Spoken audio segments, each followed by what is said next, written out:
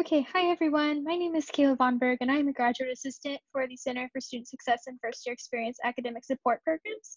I'm also an ADHD Tier 2 instructor. Really happy to have you guys here. Today we're going to talk about test prep as we're approaching final season. This is an always prevalent topic to cover.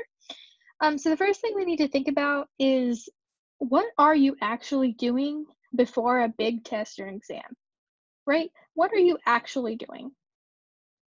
Yeah, it's important. We need to think about where we are so that we know where we can improve, right? So really take a good hard look at what your methods are and ask yourself and answer honestly. Am I doing the best that I can? Am I using the best strategies for me? Yeah, it's really important. So I like to think about test prep in three different sections: before the test, test day, and yes, post test. And you've heard it once and you're probably going to hear it 1,000 times. You have to start early. There is no way for you to, even if you were superhuman, there's no way for you to just learn an insane amount of information in a day, in an hour. There's no way. You have to start early. Okay? Like, so key. Next, you actually need to be present in class and listen, right? You need to be there. Um, and you need to be keeping up with your work. You need to make sure that if you're attending that class regularly, you're keeping up with the readings and you're taking those good notes. And you need to make sure that as we are going through the semester and as your classes continue to advance, you need to make sure that you're keeping up with those notes and expanding upon them throughout the semester. Um, you should be considering that you should be preparing for each individual class for 60 to 90 minutes a day, um, for 5 or 6 days a week, and that would leave you well prepared at your exam time. Another neat trick that I like to think of is you need to consider the course objectives. So, we all get those syllabi in the beginning of the semester and they're 3 miles long, but in the very first part of the syllabi, there's usually a section that's called course objectives, right?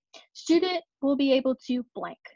So at the end of the semester, when all this is said and done, I will be able to use the preterite in Spanish by the end of the semester. I will be able to do this. And they're usually very narrow, very specific. When you're thinking about a test, think about those course objectives and ask yourself honestly, am I able to do blank? Insert course objective. If you can't, you should learn how because it's probably going to be on the test, right? Because at the end of the day, your professors have to prove that you can do those course objectives, right? Think about that. And then, of course, make sure that when you are reviewing your notes, that you aren't multitasking, okay? Um, you need to set aside time in advance and do it, okay? That means leaving your residence hall, or if that means putting your phone away, if that means listening to Beethoven, you know what works for you. Make sure that you are not multitasking. It is so important. If you still have questions, 3 days out before the exam, at least 3 days out before the exam, you should go to office hours and you should go to office hours prepared. Have a list of questions so that you can go in and get your questions answered and you don't forget anything, right? Yes. So before the test is really important. There are also other parts of taking a test that are really important as well.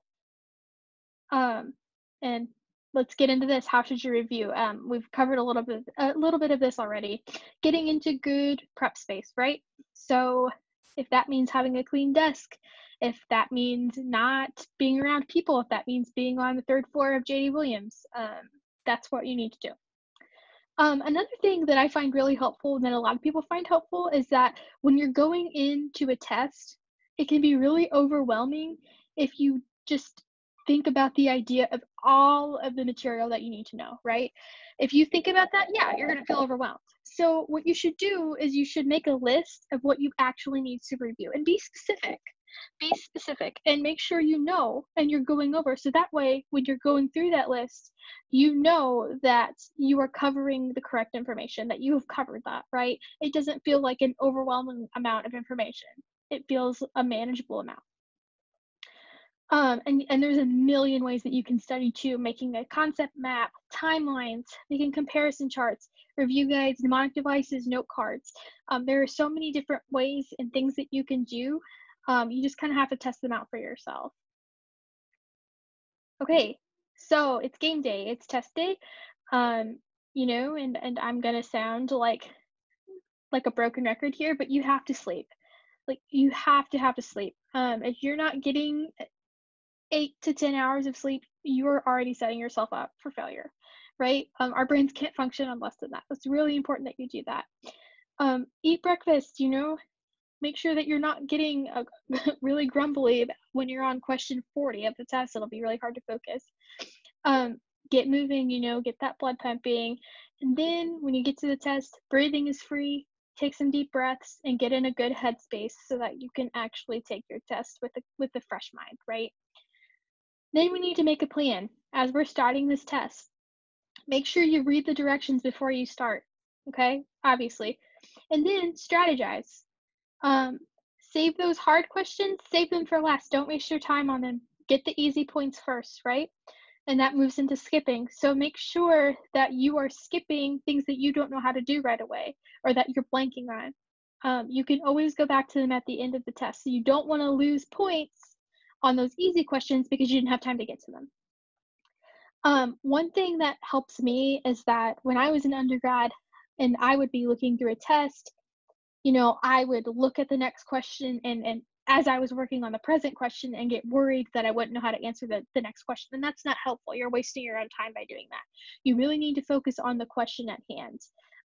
Complete this test one step at a time. You'll make your way through just one step at a time and you'll be much less likely to find it overwhelming.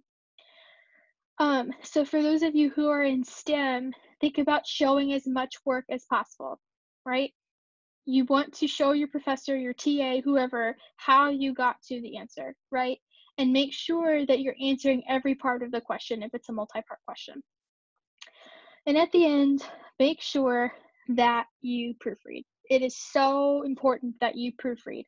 Go back and look through. Make sure that number one, your questions match the answers, and number two, that you answered every question, right? I can't tell you how many times I would look down at my Scantron and I was on number 3, but my Scantron was only on number 2, right? That's a problem. And I don't want you to realize that when you're halfway through your test. So make sure that you're proofreading at the end. So once we've reached the end of the test, you've gotten your test back, we need to review our performance, right? If this is just a mid-semester exam or whatever, this isn't the last time that you're going to see that concept or that problem probably, right? It's going to show up again on the final or the midterm. So make sure that you are reviewing this test. This is one of the biggest things that you have to your advantage is you have that test. You know how it's been asked, right? Hold on to those notebooks. Hold on to that information you've learned. You'll never know when you'll run into that. And just review what went right, what went wrong, and learn from this experience, right? We're all learning how to become better test takers, and that this is a great way to do it. But thank you for listening to my exam workshop today, and I hope that you've taken at least one thing away from here that will help you in the long run.